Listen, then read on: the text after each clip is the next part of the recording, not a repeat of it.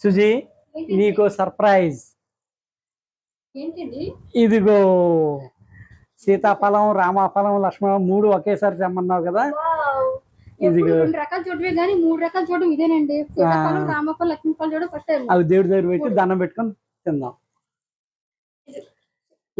లక్ష్మణుడి ఎదురుండా లక్ష్మణ ఫలం, రాముడి ఎదురుండా రామఫలం, సీతమ్మ తల్లి ఎదురుండా సీతాఫలం. థ్యాంక్స్ అండి. ఓకే, ఇట్లు మీ అన్నర్ నచ్చే లైక్ చేయండి, షేర్ చేయండి, కామెంట్ చేయండి. ఇది ఇలాగే కాకుండా లక్ష్మణ ఫలం చాలా మందికి తెలియదు కనుక విదేశాల్లో మీ వాళ్ళు ఉంటే వాళ్ళకు కూడా పంపించి ఆ లక్ష్మణ ఫలం చూపించండి. ఇదిగోండి మళ్ళీ ఒకసారి లక్ష్మణ ఫలాన్ని చూపిస్తున్నాం. లక్ష్మణ ఫలం అంటే ఇలా ముళ్ళు ఉండి ఇలాగ ఉంటది.